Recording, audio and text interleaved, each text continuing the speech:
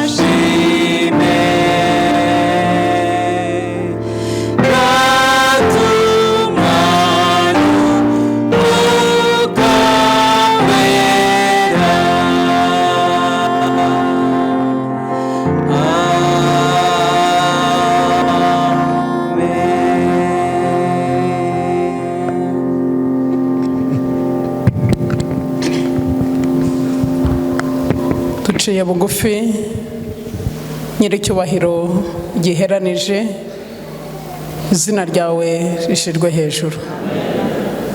N'abamarayika bera iyo bagiye kuvuga izina ryawe baca bugufi bagatwikira mu maso, kuko ufite icyubahiro giheranije.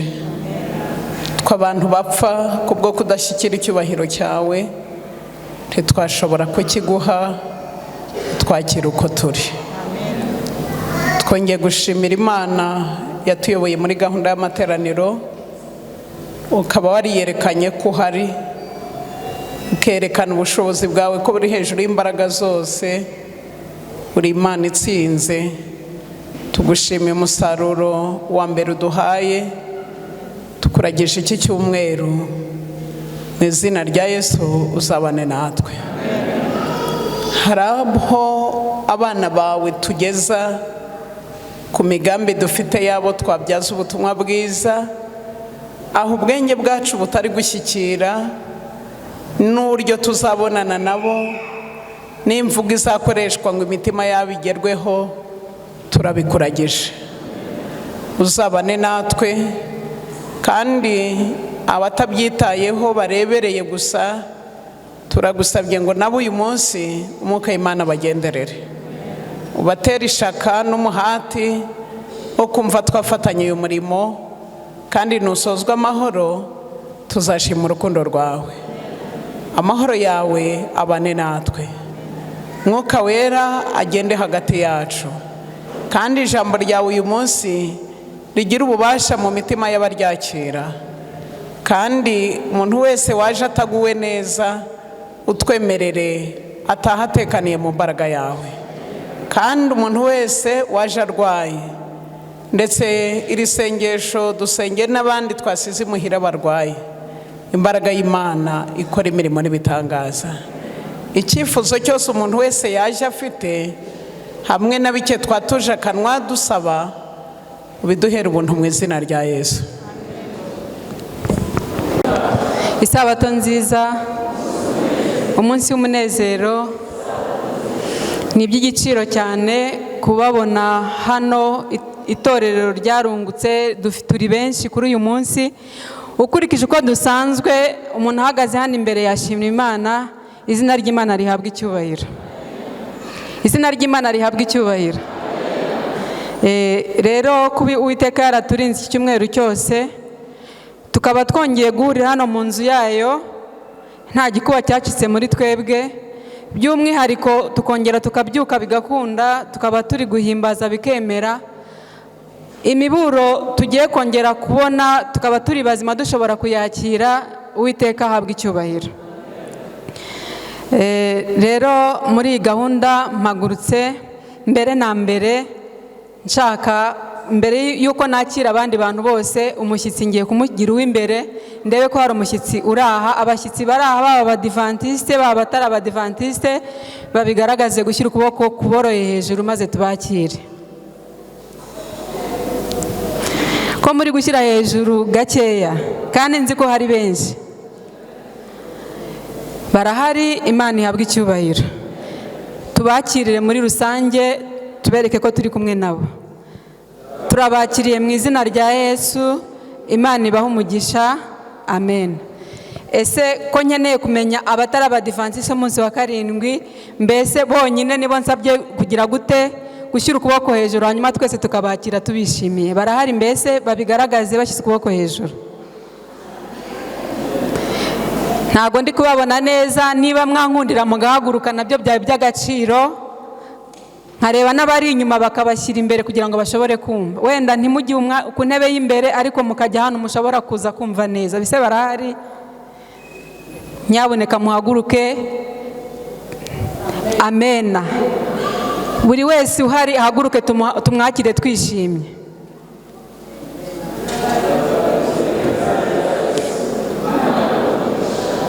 Bagihagaze ukuntu twaramukanyaga ntitwabihinduye, abantu bakira abashyitsi babegereye n'ubwuzu bwinshi.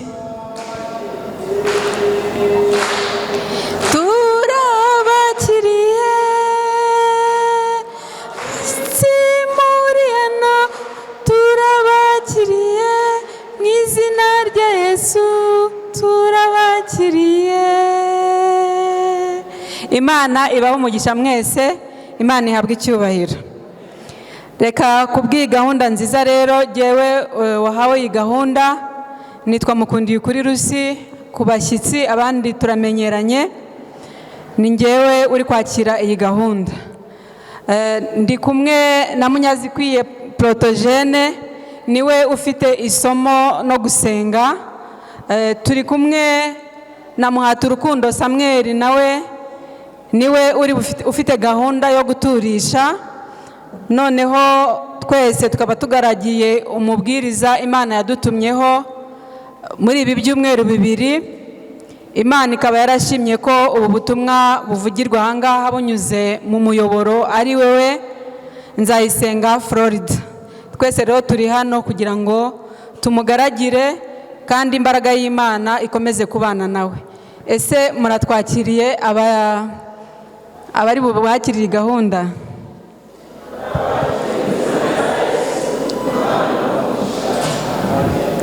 Turi kumwe n'abadiyakoni baza kwakira ibyera by'Uwiteka, ngabariya nabo bahaguruke.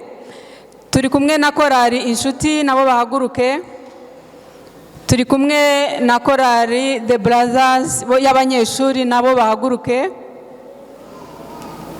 Turi kumwe n'abandi bari kudufasha ku byuma kugira ngo aya majwi nayo ashobore kumvikana kandi gahunda zigende neza, nabo n'abagaciro.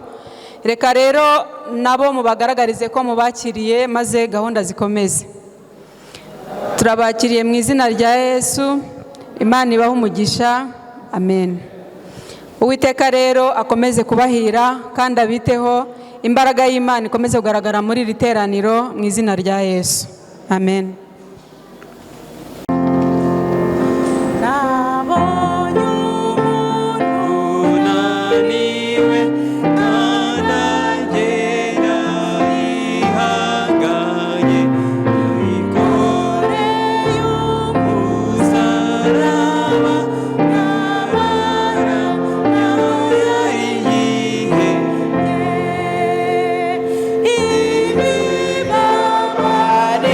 Bye.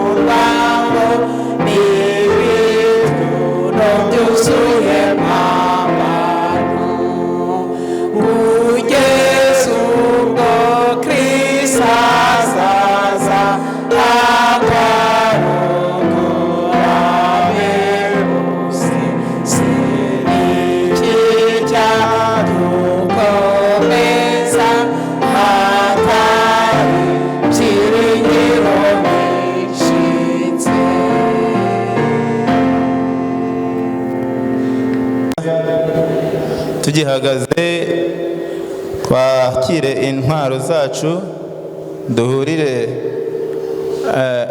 ku isomo ryatanzwe n'umubwiriza riboneka mu gitabo cya mbere cy'ibyo ku ngoma umurongo wa igice cya 4 umurongo wa 9 n'uwa 10.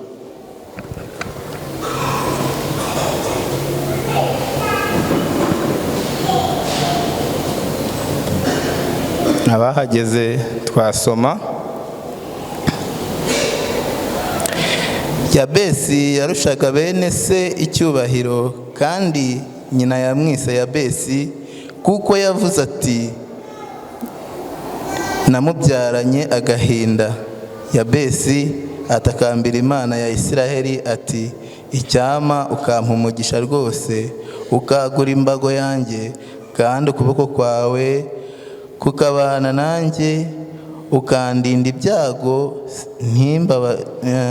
ntibimbabaze. Nuko Imana imuha ibyo yasabye. Abo bishobokeye twese dupfukamye dushimira Imana.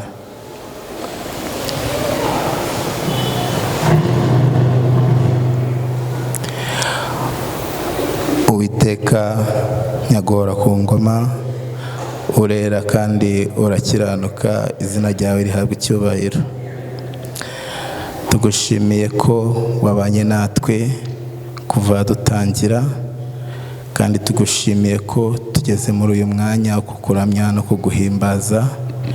Ni igiciro gikomeye. Turakwinginze rero ukingure imitima yacu, nuko ihugukirwe no kumva ijambo ryawe ndetse n'ibyo dushakaho. Nukuri Mwami, nsabiye umubwiriza ugiye guhagarara imbere yawe avugira izina ryawe. Nukuri umukoze ikara ku munwa, nuko ntabe ari we ahubwo izina ryawe ryererezwe. Bana natwe rero, uduhe gukurikiza ibyo dushakaho. Abaje twese tugushaka, uduhe kukumva ndetse no kukumvira, kandi ibyo twumva byose ntibice ku gutwi ngo bihingukire mu kundi. Ukomeze uhabwe icyubahiro. Nuko rero ibyo ushaka ushima nibibeho nk'uko wabidusezeraniye, mu izina rya Yesu, amen.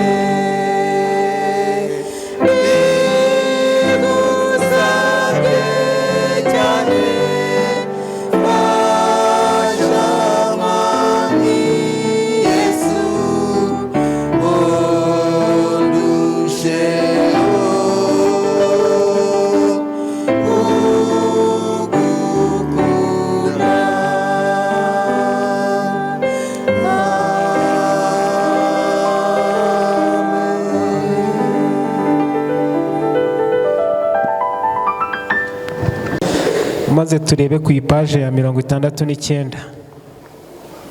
Gahunda yo kugarura icya 10 no gutura amaturo. Ahantu huzuye imbaraga yo kwizera. Mu mwaka w'1915 umubyeyi w'umugore witwaga Ellen G. White yarasinziriye. Yari yaravuze kandi yandika ibijyanye n'ubuzima, uburezi, iyobokamana, umuryango, imibereho yiyegurira Imana, isengesho ndetse n'ubuyobozi mu gihe kingana n'imyaka 70. Inyandiko ze muri iki gihe ziboneka mu ndimi zirenga 175.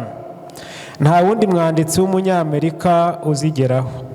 Yanditse ingingo 5,000 zo mu kinyamakuru yandika n'ibitabo 40 kandi asiga n'impapuro 100,000 zandikishijwe intoki. Abantu bamwe bavuga ko kimwe mu bika bifite imbaraga kurusha ibindi yanditse ari iki gikurikira: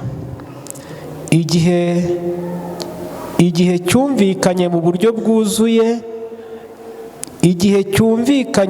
bwuzuye, kiba gikubiyemo imibereho yacu yose no kwizera ndetse n'amafaranga yacu. Ubwiza bwa Data wa twese bwagose Kristo ku buryo ibyamubayeho byose ari iby'Imana yemeye byagombaga guhesha abo mu isi umugisha. Aho niho hari isoko yo guhumurizwa kwe n'ukwacu. Ufite umwuka wa Kristo aguma muri Kristo. Ibyago bimubangiriye umugeri bigwa ku Mukiza uhora amuri iruhande. Ikimubayeho cyose kiba kinyuze kuri Kristo. Ntakeneye kurwanya umubi kuko Kristo ari we umurwanirira. Nta gishobora kumukoraho umwami atabyemeye, kandi ku bakunda Imana byose bifatanyiriza hamwe kubazanira ibyiza. Mbega isezerano rinejeje! Igihe tugendana na Kristo, icyo umwanzi adukubise cyose kibanza kuri Kristo, maze ingorane abona ko zizakorera hamwe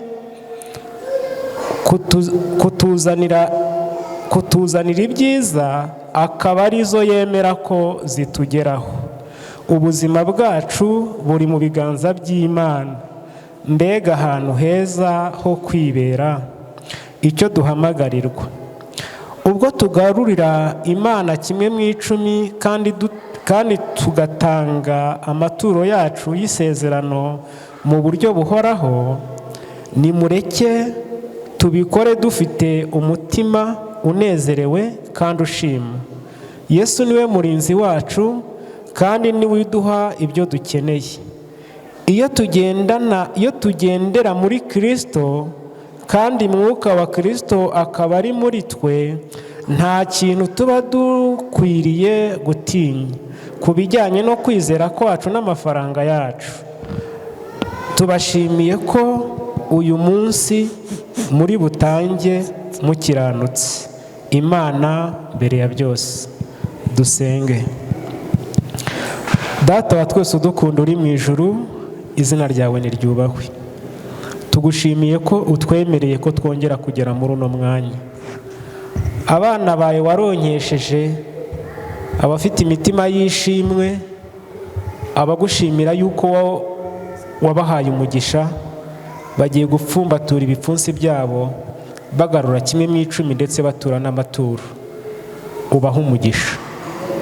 Tubonye yuko kubana nawe ari cyo kintu cyiza kiruta ibindi byose, kandi ko ibyago bitugeraho ndetse n'ingorane bica kuri Kristo, turakwingiza ngo uduhe uko kwizera. Ubane natwe, iri turo ryacu rikubera umubavu guhumurira, kandi rituruke ku mutima ugushima, maze ibyo ushima kandi ushaka ubiduhere ubuntu mu izina rya Yesu.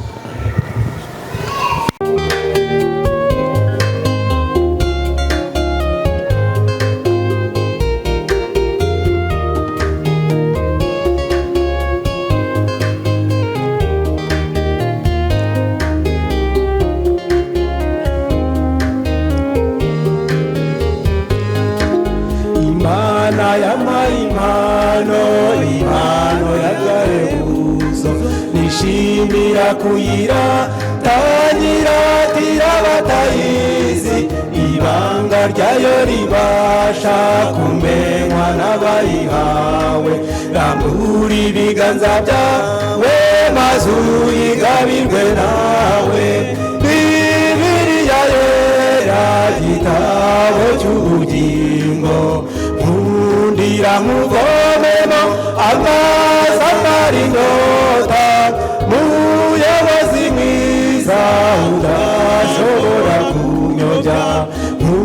nkundira nkuvomemo amazi y'ubugingo Bibiliya yera igitabo cy'ubugingo nkundira nkuvomemo amazi amara inyota muyobozi mwiza udashobora kunyobya nkundira nkuvomemo amazi y'ubugingo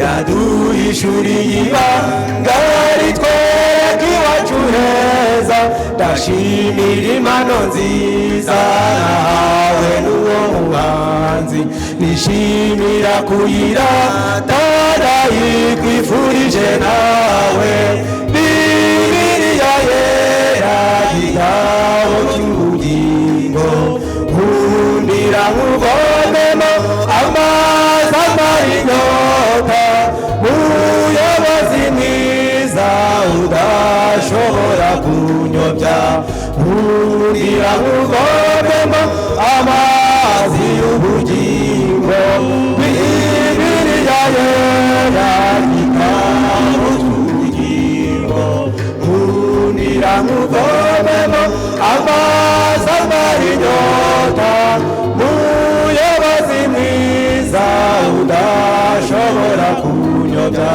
nkundira nkuvomemo amazi y'ubugingo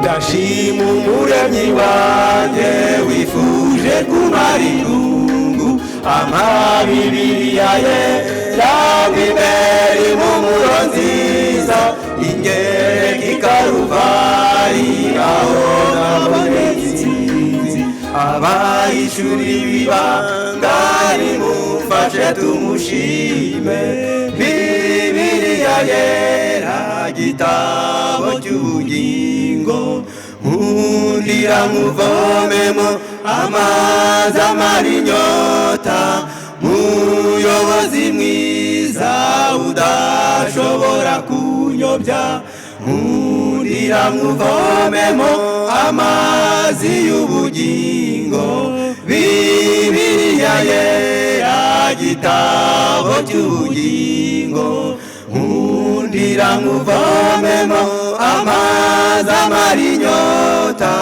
muyobozi mwiza udashobora kunyobya nkundira nkuvomemo amazi y'ubugingo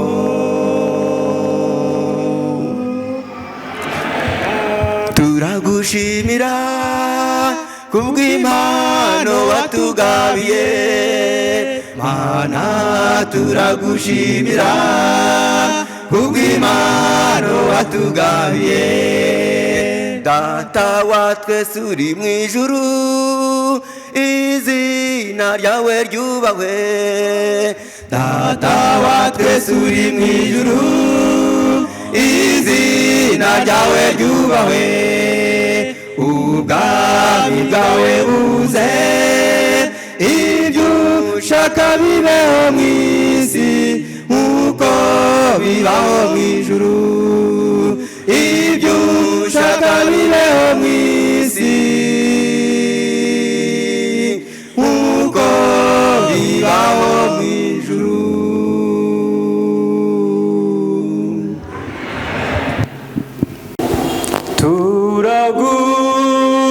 turagusaba Mana yacu wacu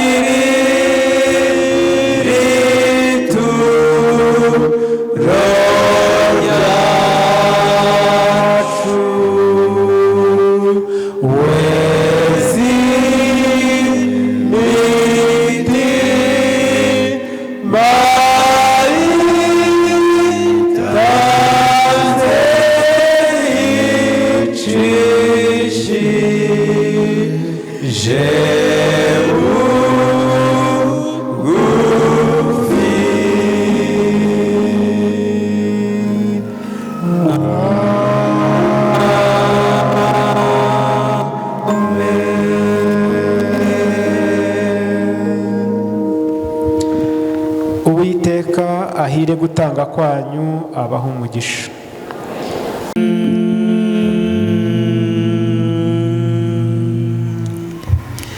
Serari umugabo witwaga Masiki, Masiki n'uwo nguwo ntacyo yagiraga, yabyukaga kare kare cyane ngo hatagira umuntu umugendana. Serari umugabo witwaga Masiki, Masiki n'uwo nguwo ntacyo yagiraga, yabyukaga kare kare cyane ngo hatagira umuntu umugendana. Yabonaga abantu atikorera Imana, yabonaga abantu atikorera Imana, iyo yabonaga abantu atikorera Imana, yabonaga abantu atikorera Imana. Masiki n'igihe yari mu nzira abona abagabo beza cyane bari kuza bamusanga, bari kuza bamusatira. Masiki nasenga Imana ati, Mana we aba bantu nibagendane.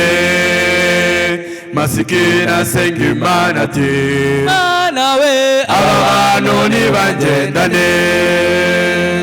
Bamuhereza igiceri cya mbere, bamuhereza igiceri cya kabiri, maze bamuhereza igiceri cya gatatu, bamuhereza igiceri cya kane, maze bamuhereza igiceri cya gatanu, bamuhereza igiceri cya gatandatu, maze bamuhereza igiceri cya karindwi, bamuhereza igiceri cya munani, maze bamuhereza igiceri cya cyenda.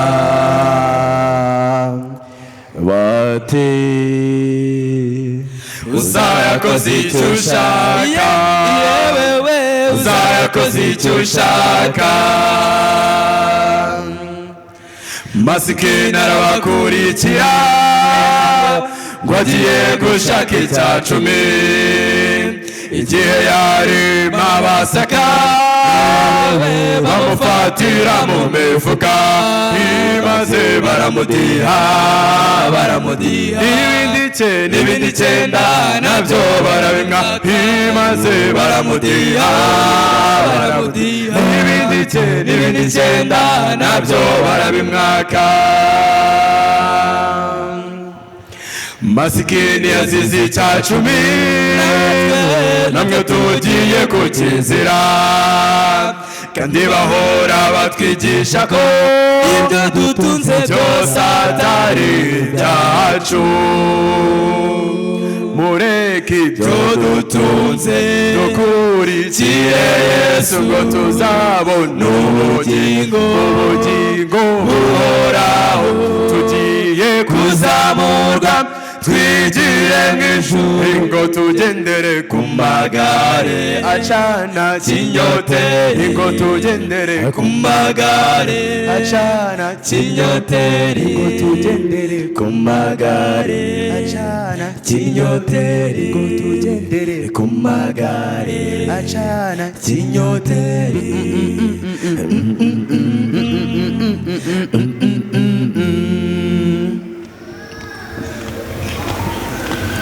Ingo tugendere ku magare acana kinyoteri.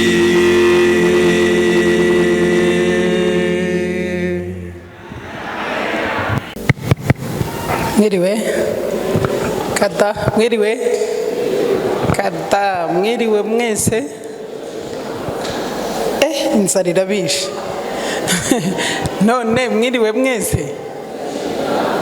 akada ntabo ndumva. Mwiriwe mwese? Kagerageze fatanirize hamwe gushima Imana.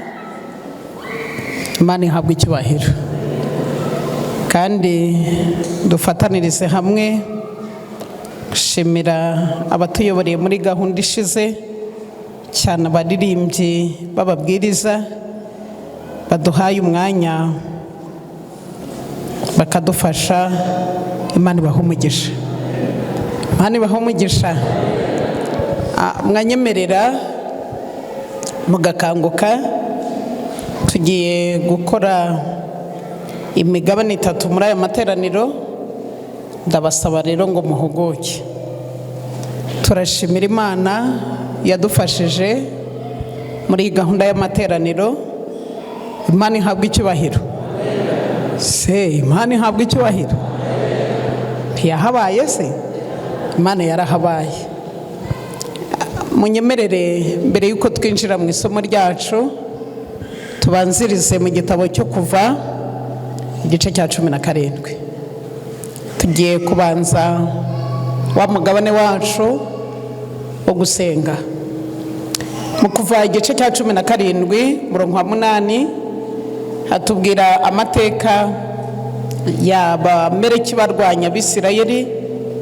Mose arabasabira maze baza kunesha. Mwarakoze bayobozi b'itorero rya Pade gutegura gahunda neza y'aya materaniro. Uwiteka bahire. Ariko munyemerere dufate n'uyu mugabane wa 2. Dore ko byagenze kwa Yosuwa. Maze haza Abamaleki barwaniriza Abisirayeli Fidirim. Mose abwira Yosuwa ati, udutoranirize ingabo mugende murwanye Abamaleki. Ejo nzahagarara mu mpinga y'umusozi nitwaje inkoni y'Imana.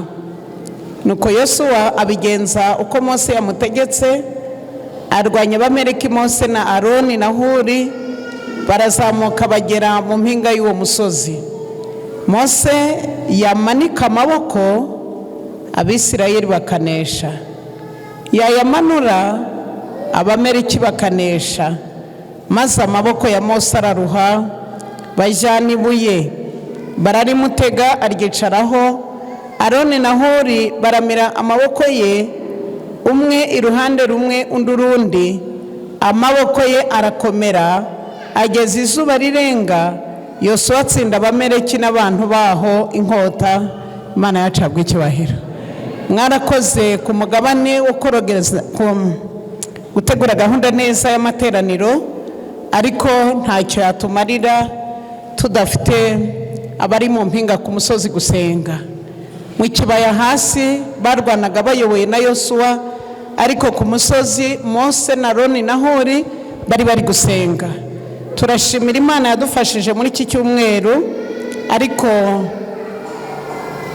ndababwira ko dukeneye imbaraga irenze iyo twakoresheje mu cyumweru gishize. Reka ndarike uwaduteganirije gahunda yo gukora urunana rwo gusenga rutangira aduhamagarire abadufasha, maze muri iyi gahunda ibanza munyemerere twinjire muri gahunda yo gusengera iki cyumweru.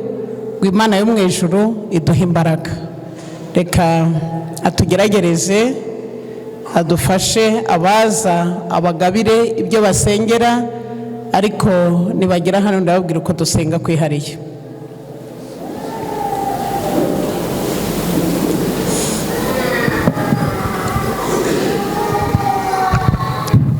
Murakoze cyane. Imana mbere ya byose, reka dusengere ibi byifuzo. Ni byiza ko muri aya mavuna twungutse byinshi, kandi ni byiza ko iki cyumweru cya mbere kirangiye amahoro. Turi ku musozo wacyo w'icyumweru cya mbere. Izina ry'Imana rihabwa icyubahiro. Imana yihesheje icyubahiro. Umusogongero w'ivuna mwabibonye ko wagaragaye. Rero hari benshi gusenga babigize ibyabo, kandi hari na benshi bagikomeje uru rugamba. Imana ihere kwitanga kwanyu kandi Imana ihire igikorwa mwazirikanye, ibahe umugisha, ikomeze ihire n'umubwiriza wacu. No muri aka kanya rero hifujwe ko twasengera nanone ibi byifuzo bikurikira. Turashima Imana ku bw'imiryango Imana yashyizeho, hakaba hariho imiryango ibanye neza, icyo kintu turagishimira Imana. Uza gusengera imiryango asengera iyo miryango ibanye neza, kandi noneho anazirikane ko hari imiryango yindi itabanye neza, nayo ayishyire mu maboko y'Imana. Ubwo icyo ni ikintu kimwe umuntu ari busengere, agasengera n'abasore bari muri iyo miryango ibanye nabi, kugira ngo Uwiteka agire icyo abakorera, kugira ngo imibereho yabo n'ingeso zabo bikomeze kudahungabanywa, ahubwo bakurire mu Mana, babone icyo bagomba gukora muri uwo muryango, uba umuryango muzima. Uwo muntu uri budusengere ni Ansira, arasengera imiryango ibanye neza, arashimira Imana. Ibanye nabi arasaba Imana kugira ngo igire icyo ikora, arasabira abana barimo kugira ngo badahungabana, kandi mu gihe gikwiriye bazasohokemo amahoro. Tugiye gusengera nanone abantu batagira akazi, abarwayi, abadafite shinge na rugero, kugira ngo Imana igire icyo ibakorera, kandi hirya y'ibyo byose muri ibyo bigeragezo basohokemo amahoro. Tugiye gusaba nanone Mukakirezi ya Senti, niwe ugiye gusaba isengesho, asabira abarwayi, asabira abafite ibibazo, asabire n'itorero muri rusange, kugira ngo icyo kibazo gikemuke muri iri torero ryacu. Tugiye nanone gusaba Muzehe Ndori, asabire abantu bari mu nzego za leta bakomeye, kugira ngo umucyo w'Imana nabo uzabagereho, bamenye ubutumwa bwiza, bazashobore kugira gute kuba umucyo aho hantu Imana yabahagaritse, kandi bazashobore kumenya itorero nyakuri, bashobore kumenya uko babana n'Imana neza.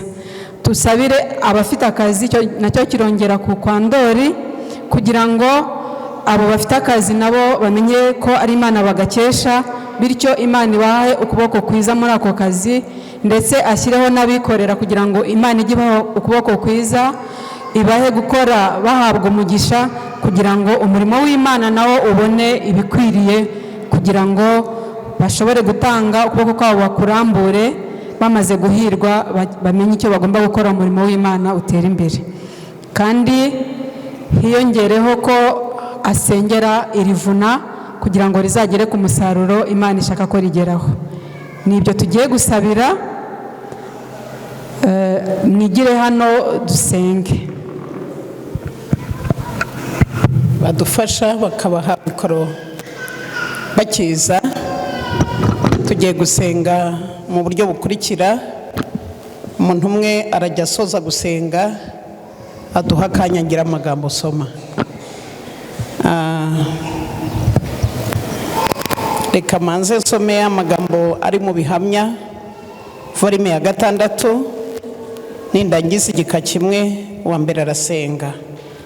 Abagabura b'ubutumwa bwiza, abanyepolitike, abanditsi, abantu b'abakire kandi b'abahanga, abantu bafite ubuhanga bwinshi mu bintu by'ubucuruzi n'ububasha bwo kugira icyo bamarira abandi, bari mu kaga gakomeye kubera ko batabona ko ari ngombwa kwirinda. Abo bakeneye ihamagara n'ibwirizabutumwa, hagakenerwa ubwenge buhanitse bwo kubageraho. Imana izaba ituyoboremo muri iki cyumweru mu izina rya Yesu. Tuhagaze dusenga.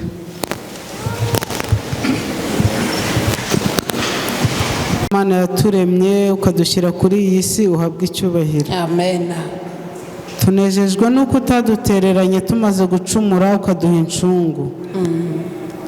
Ku bw'ayo maraso niyo yatumye tuba tugihumeka kandi tuvuga izina ryawe, ubihimbarizwa. Amen.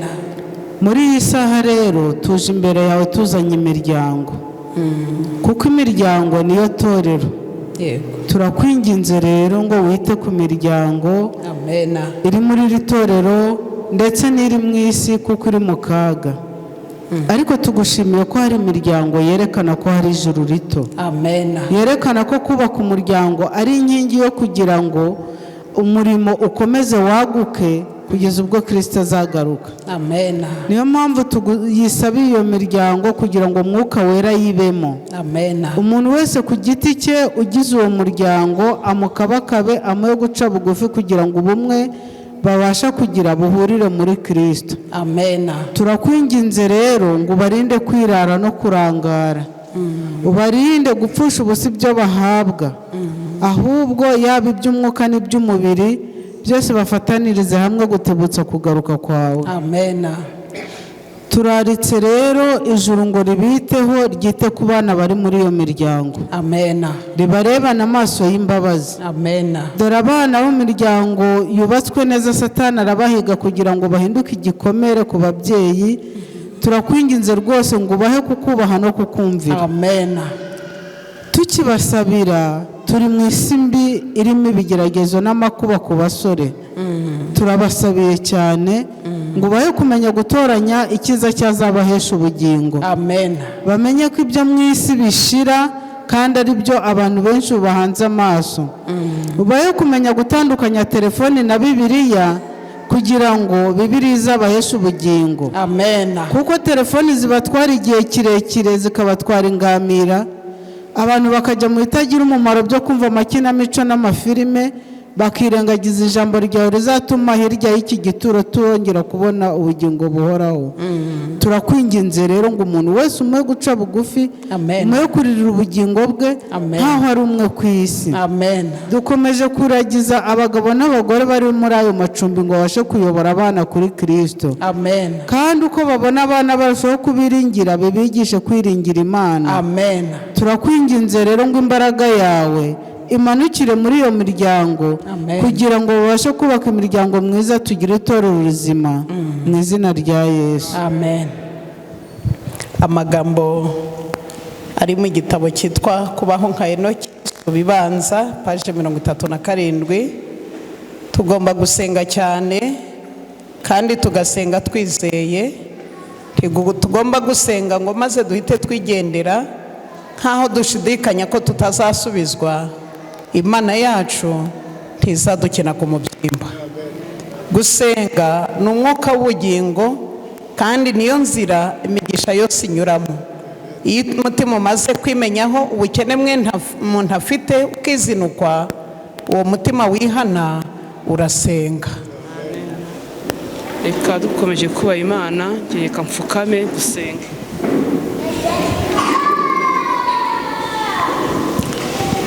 Data wa twese uri mu ijuru, Mwami w'icyubahiro cyinshi giheranije, izina rye nirihimbazwe. Amen, Urakoze Mana yacu, amen, kubw'amaraso ya Kristo yameneye Karuvari, abana bawe dutinyutse kugira icyo tuvuga imbere yawe mu bihimbarizwa. amen, Turi abana bawe kandi turi ab'igiciro cyinshi mu maso yawe. Turakwinze ngo utegere amatwi gusenga kwacu. amen, Bera byose twatuye ibyaha byacu ko turi abanyabyaha. Turakwize ngo tubabarire. Kandi tumaze kubabarirwa nawe Mwami tukiri imbere yawe, ndasenga cyane gusaba Nyagasani kugira ngo uturebane amaso y'impuhwe. amen, Abana bawe turi imbere yawe dufite uburwayi butandukanye. Bamwe dufite uburwayi bw'imibiri. N'imbere yawe ho turi hari abarwaye imitima, hari abarwaye imigongo, hari abafite amahypertension, amadiyabete, indwara z'ubwoko bwose, imitwe idakira. Baje imbere yawe Nyagasani, nta wundi mutabazi bafite, aribo bateze ubutabazi. amen, Wumve gusenga kwabo maze utubere igisubizo. Kandi dufite n'ubundi burwayi mu buryo bw'umwuka. Ibyaha byadutwaye ingamira.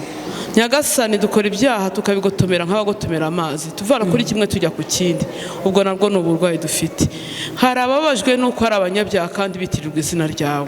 Baje imbere bakwinginga Nyagasani ngo ubumve uri mu ijuru ubakize icyaha. amen, Ndakwingize rero Mwami, wumve gusenga kwacu. amen, Turi mu minsi ya nyuma aho imbaraga y'umwanzi yigaragaza mu buryo buteye ubwoba, ndetse bamwe bigaragara ko bafite indwara z'amayobera bitewe n'amadayimoni. Data, wumve gusenga kwacu. Amaraso ya Yesu yonyine yakiza uburwayi nk'ubwo. Ndakwiza gutwagiza amaraso ya Yesu. Turi imbere yawe Nyagasani dufite n'ibindi bibazo bidutera kugutakira. dufite amaboko, dufite amaguru, dufite imitwe, ndetse bamwe barize ndetse baraminuza, ariko uyu munsi ni abashomeri. Baragutakambira Nyagasani wafungura inzira babona icyo bakora. Amen. Ndakwingize Mwami, umuntu ufite ikibazo cy'ubukene, umuntu ufite ikibazo cyo kubura icyo akora kandi ashaka gukora, umufungurira inzira. Amen. Kandi ufite n'abo Satani atwaza igitugu akahitamo kutagira icyo bakora kandi bafite ubushobozi. Indwara y'uburebwe Nyagasani, nko mu itorero turakwingize guhidukiza. Ndatukiranuka itorero ryawe twese turi imbere yawe tukwinginga kugira ngo buri wese amurikirwe n'ijuru amenye impano afite. Amen. Maze iyo mpano ayikoreshe mu murimo wawe. Amen. Ndakwingize Nyagasani uduye kugukiranukira muri byose, mu gato no mu kanini, nubwo umurimo uzagera hose. Ndakwingize mu mpano nkeya dufite uduhe impano yo kurarika bagenzi bacu. Tubabwire ko Yesu agira neza, tubabwire ko ubakunda, tubabwire ko kandi ugiye kugaruka, maze bitegure kugaruka. Amen. Data mwiza, bana natwe ukomeze ubane n'iteraniro, buri wese mu bukene bwo kwagutabaza, umwumva uri mu ijuru, mubere igisubizo mu izina rya Yesu. Amen. Ya paje ya 37. Umukristo ararikirwa gutura Imana imitwaro ye abinyujije mu isengesho, kandi akikomeresha bugufi bwa Kristo imirunga yo kwizera kuzima. Uwiteka atwemerera kumusenga, akirahira ko azumva amasengesho y'abizera, imbaraga zayo zitagira akagero. Abigira hafi bwayo bagakora umurimo wayo bakiranuka, nibo bazayihesha icyubahiro. Ugushikamishijeho umutima uzamurindaho amahoro masa, kuko akwiringiye. Ukuboko kwishobora byose kuramburiye kudufasha, ndetse kukatuyobora ngo tujye mbere, kandi tukomeze tujye mbere. Nimujye mbere niko Uwiteka avuga, nzi ingorane murimo, nzaboherereza ubufasha. Nimukomeze musenge, nimukomeze munyizere, kuko musaba mu izina ryanjye muzahabwa icyo mwasabye. Nzihesha icyubahiro mu maso y'ababarebaga bakabanyega, bategereje ko mutsindwa, bazirebera n'amaso yabo kuri gutsinze mu ikuzo ritangaje. Nimusenge mwizeye, ibintu byose muzasaba muzabihabwa mu izina rya Yesu. Amen. Data wa twese, udukunda twese, utwitaho twese, izina ryawe ryera rikuru rihabwe ikuzo n'icyubahiro. Amen. Nukuri uradukunda, urukundo dukunda uduhe kurumenya no kurusobanukirwa. Utubashishe ko Yesu adushoboza kukumenya nk'Imana yacu. Amen. Kandi nka data utumenyesha umwana wawe, bityo hamwe mu bumana uzadushoboze kwakira imbaraga y'Umwuka Wera. Amen. Turamuvuga tukirengagiza ko tutamwakiriye, ariko iki gitondo cy'uyu munsi wera w'isabato, imitima yacu yihishurira uburyo twakwakira Mwuka Wera. Amen. Kugira ngo imibereho y'ubuzima bwacu isigaye mu minsi tutazi wadutije kuri iyi si, duhere uyu ngubu twakira imbaraga y'Umwuka wawe. Amen. Nibwo tutazarindagirira muri iyi si, nibwo tuzagira inyota yo gusoma ijambo ryawe, aho tubonera ubugingo bw'iteka ryose. Amen. Nibwo tuzabona imbaraga yo kuganira na Mwuka Wera, kuko ari we wandikishije iri jambo. Iki gitondo Mwami mwiza, tugushimiye amateraniro yera atagira uko asa muri iki gitondo. Amen. Tukuragije kandi umugaragu wa umuja wawe waringanirije ibi byumweru byombi kugira ngo agukorere ahangaha. Amen. Mwuka w'Imana mu buryo bwawe bwuzuye, umwuzure mwuka imwe n'iteraniro. Amen. Dusabiye igihugu cyacu n'abakiyoboye. Turasabira perezida w'igihugu cyacu. Amen. Turamusabira Mwami ngo umwiyereke nk'Imana. Amen. Umushoboze kukumenya nk'umugaragu wawe. Amen. Nawe ubwawe warivugiye mu ijambo ryawe ngo abakozi ba leta ni abagaragu bawe, ni abakozi bawe. Amen. Wabise abakozi b'Imana. Twebwe turabakuyoboka, ariko umutekano duhabwa wawunyujije muri abo ngabo. Turagusabye muri iki gitondo ngo ubuzuze ubwenge. Amen. Ubahe ubwenge mvajuru, abari mahanganya n'abariganya bakorera munsi y'ukuboko kwawe, ubacyahisha ijambo ryawe. Amen. Ubuntu n'amahoro yawe bikomeze gutwarira muri iki gihugu cyacu. Amen. Kandi ubumwe abantu bashaka, turagusabye ngo ari wowe ubujyamo. Amen. Ubwo abanyarwanda bazagira umwe bushyitsi usibye politike, ugiye kuba abana bawe by'ukuri. Amen. Dusabiye abana bacu b'abahungu n'abakobwa. Amen. Barangiza bakabona za lisansi na za doktora, ariko bagashomera. Ndetse bamwe bakiyandagaza kugira ngo babone imirimo. turagusabye nyagasani ngo bahe gutinya amategeko yawe, amen, ahubwo bakwisunge ngo imigisha ituruka mu kuboko kwawe bagereho, amen, kandi abarwayi ababuze akazi b'uburyo bwose, mwami Imana ishobora byose, ubahe guhirwa nawe, amen. turasabira abagize amahirwe yo kugira ibyo bakora bitwa abikorera, abo bose turabasabiye ngo iminzani yabo igende itabacira urubanza, amen, umwuka w'Imana iyobore ku rwego rukwiriye, kugira ngo abakwemeye nkatwe turoye kurindagirira muri iyi si, kuko ijambo ryawe wavuze ko ari itabaza n'umucyo utumurikira, uduhe kuriba mu by'ukuri, amen. abahungu n'abakobwa bateranye muri iki kibaya iyi saha turabasabiye ku mwuka w'Imana abane nabo, amen, kandi tuva aha ngaha twumvise agaciro ko kuba abana bawe ibyo bisobanuye, amen, kugira ngo nugaruka nyagasani hatabuze n'umwe, abana bacu baduhereye ubuntu, abavandimwe duturanye, inshuti hirya no hino, twese tuzaba twaramenye kugira neza kwawe, nugaruka uzatujyana iwawe budapfa, amen. ngaho rero uyu munsi tukugirireho umugisha, kandi abatabigira uko bigira ubaha uburyo bwo kugira ngo babeho, n'uburyo bwo kugira ngo bafashwe n'ijuru, ibitaboneka kuri twe biboneke mu biganza bya Yesu, kugira ngo twese duhaze kwifuza kwacu, tubisabye mu izina rya Yesu, amen. Ngaruke ku mugabane wacu usoza iyi gahunda, dufite insanganyamatsiko yacu bantu twabanye bwa mbere, tuyisanga mu gitabo cy'imigani igice cya 14, tuzirikana umurongo wa 34 utubwira ngo gukiranuka gushira ubwoko hejuru, ariko ibyaha bigakoza isoni imiryango yose. Turazirikana imigani 14 umurongo wa 11, urugo rw'umunyabyaha ruzasenwa, ariko ndashima Imana ihema ry'umukiranutsi rizakomera.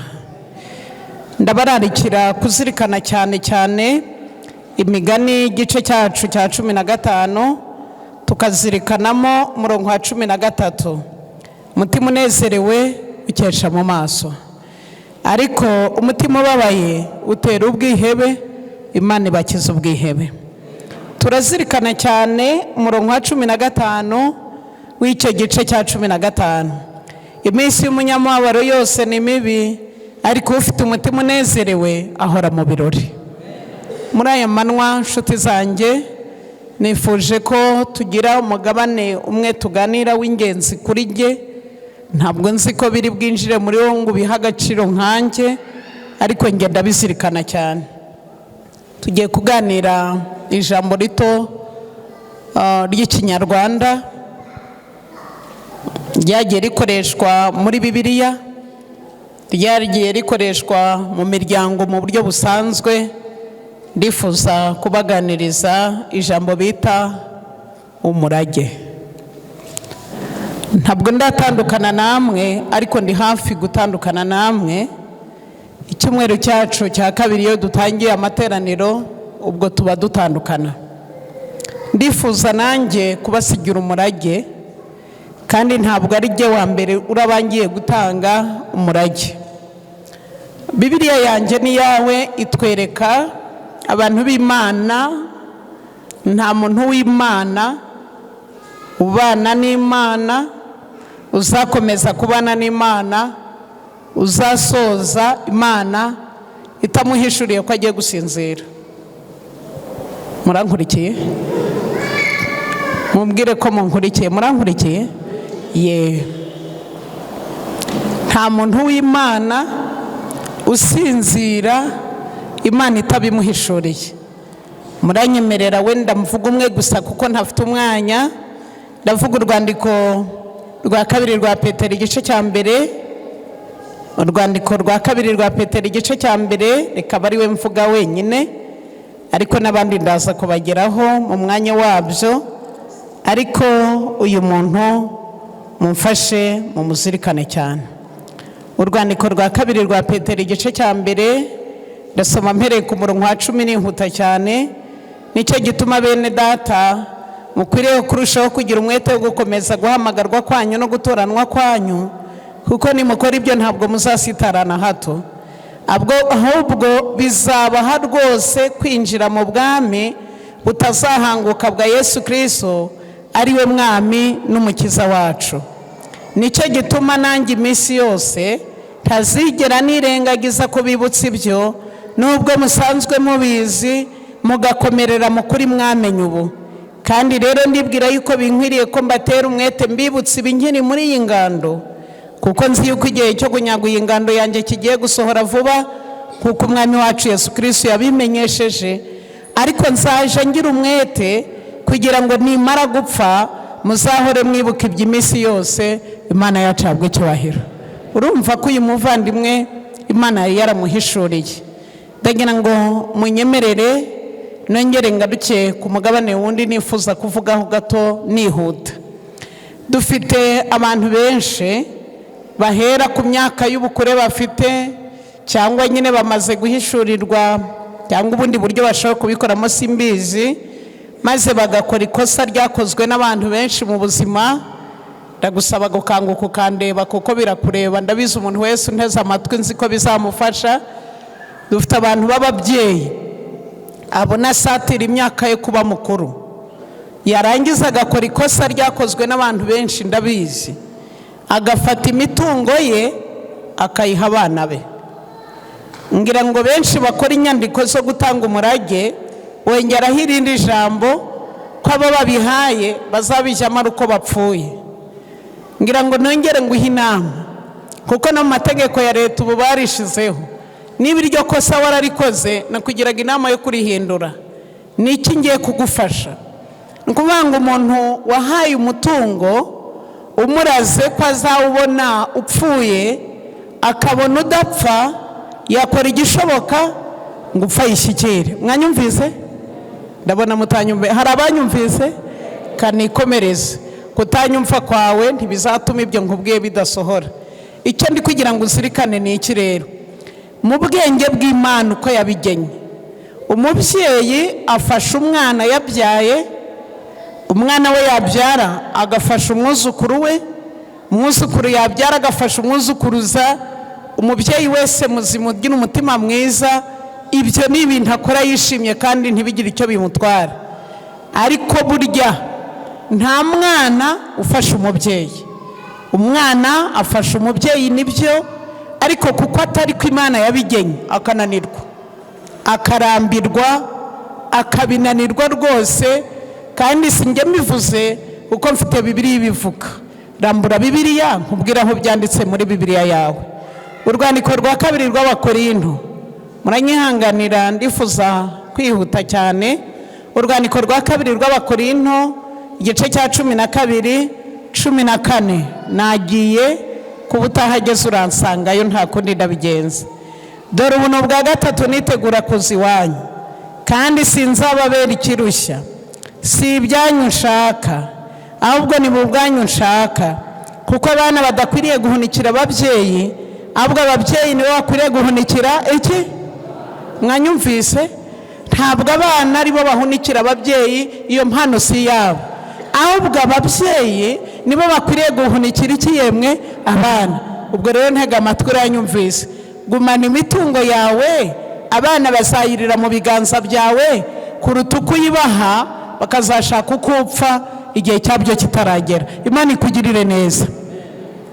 Ndifuza kugaruka rero ku mugabane mwiza nifuje ko tuganira witwa gutanga umurage.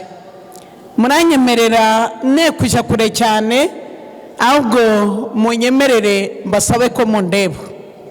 Abigeze bajya muri uyu muhango wo gutanga umurage, ni umunsi uba utari mwiza kuri uwo muryango, kuko igihe umubyeyi atanga umurage ashobora kuwutanga anezerewe, ariko ashobora no kuwutanga ababaye. Ikindi kintu gituma abantu batanezerwa muri iryo teraniro, baba basa nkaho basezera buheruka kuri uwo mubyeyi wabo. Ibyo rero bituma iryo teraniro ritanezeza. Nabararikiraga ko n'iyi sabato y'uyu munsi amarangamutima yacu ashobora kutanezerwa, kuko ngiye kubaha umurage. Bivuze ko nubwo iyi minsi nkiri imbere yanyu, ariko muri jye ubwo nsoje amavuno. Ndagira ngo rero munyemerere mumfate uyu mwanya muwumpe, maze nkore uyu muhango. abazi uko uyu muhango ukorwa, iyo umuntu atanga umurage, abana bose biba bisaba ko mureba mu maso. Ubwo ndabasaba cyane umugabane munini kunyitegereza, kuko mu mwanya ngiye kugeraho turagera ku izina rya buri muntu. Ibyo rero ubitega amatwi cyane nk'ibintu biza kudufasha muri uyu mwanya. Igitabo cy'itangira igice cya 49 kiduha ayo mateka ngiye gusubiramo y'uwatubanjirije muri uyu muhango. Itangiriro igice cya 49 kiduha amateka avimuzi. Iri somo ryacu niho rishingiye. Abazakenera kurimenya biruseho bazifashisha igitabo cyacu cyitwa Abakurambere n'Abahanuzi.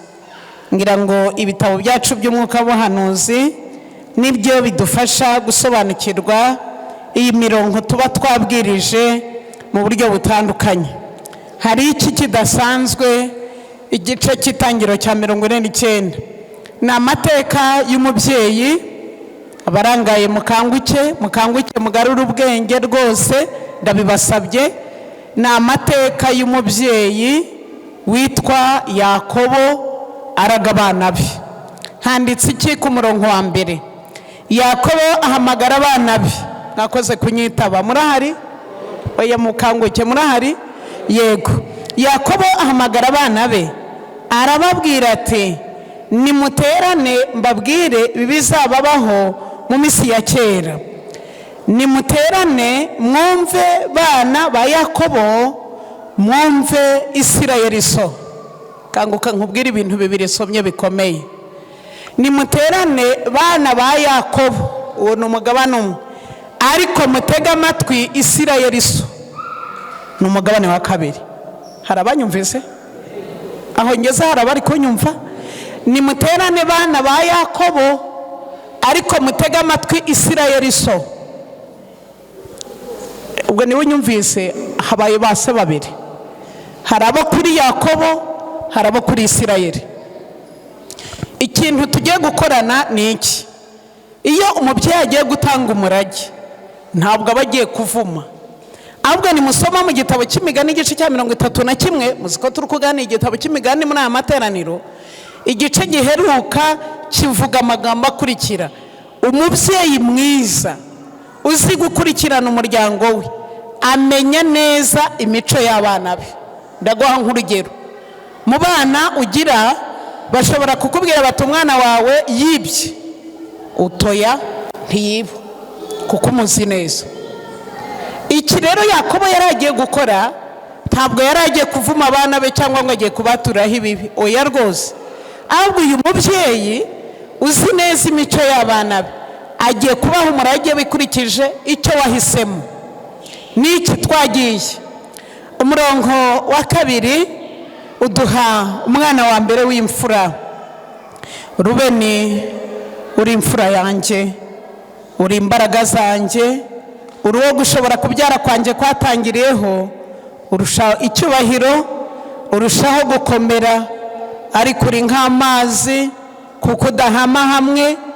Abana b'imfura bari hano baranyumva. Rubeni, uri imfura yanjye, uri ugukomera kwanjye, uri uwo gushobora kubyara kwanjye kwatangiriyeho, ariko Rubeni afite ikibazo, ameze nk'amazi, ntahama hamwe. Kumenyera ibyaha kwatumye akora ibyaha by'indengakamere, kugeza ubwo yakoze ishyano yuburira uburiri bwa se, aryama ku ndyamo ya se, ntazabona ubutwari, akurwa mu bana be. Nyemerera nkubaze, ubu ise wa Rubeni ari gutanga umurage kandi anezerewe? Kamutansubiza, mumbariza abantu basinziriye icyo bari gutekereza. Mfasha gukangura umuntu usinziriye, kuko ndi hano nkabona abantu basinziriye. Munyemerere mbabaze, ubu ni amasaha yo gusinzira? Kuko umuntu usinziriye nawe aradufasha tumuhe umurage we. Ko niba usinziriye mu iteraniro rimeze ritya, abantu bari kwakira umurage, wowe ugahitamo gusinzira, basomye Bibiliya, abo bantu nimutabakangura barapfa. Mwabonye uwitwa Otuko, mwaramubonye? Igihe abandi bari kwakira imigisha, we yari yisinziriye arahanuka. Mumfashe umuntu wese mubona asinziriye, haguruka aho wicaye mubwire asohoke hanze, aragaruka ibitotsi bigabanutse. Imana nsenga uyu munsi iguha umugabane mwiza. Nabajije nti Yakobo ugiye gupfa asize umwana w'imfura witwa Rubeni, nabajije nti uyu mubyeyi afite umunezero? Umwana wawe w'imfura. Bana banje inshuti nkunda munteze amatwi, niki Rubeni yakoze muri iki kintu cyitwa ubusambanyi? Mwabonye ko Satani yakigabyemo amashami. Umuntu aragenda akamenyera icyaha akazakora n'ibidakorwa. Tugira ngo mbabwire ko akaga dufite mu bana bacu, impamvu ubusambanyi bananirwa kubutsinda, ababubatoje n'abantu babarusha imyaka. Abana bacu b'abakobwa batozwa ubusambanyi n'abantu bakuru. Abana bacu b'abahungu bagatozwa ubusambanyi n'ababyeyi bakuru. Iki nicyo Yakobo yavuze kugeza igihe umwana asambanye, gusambana akabivaho, akinjira mu butinganyi, agasanga ni biki, akinjira mu kwikinisha, ibyaha byose akagera iby'indengakamere, kugeza igihe atinyutse kuryamana n'abagore bangana na nyina. Ngira ngo ndabisobanuye murabyumvise. Yakobo yitegereje umwana we w'imfura. Imfura ni umwana ufata umugisha w'ababyeyi, areba ukuntu ameze, areba uko asa. Yakobo aramubwira ati uzagabanwa mu ba Yakobo kandi ntabwo uzabarwa mu bana ba Isirayeli. Ngaya amateka yababaje mu muryango wo kwa Rubeni, ngaya amateka ababaje y'abizera bacu dufite.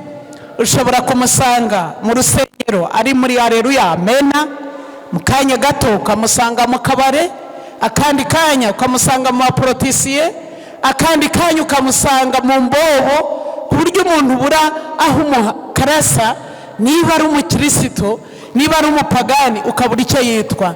Imana yo mu ijuru ibashoboze guhama hamwe.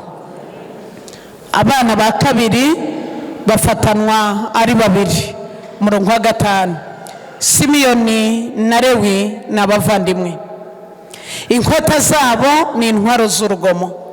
Mutima wanjye ntuzajye mu nama zabo za rwihereranwa, bwiza bwanjye ntuzafatanye n'iteraniro ryabo, kubera bicishije abantu uburakari, batema ibitsi by'inka kugira ngo bimare agahinda.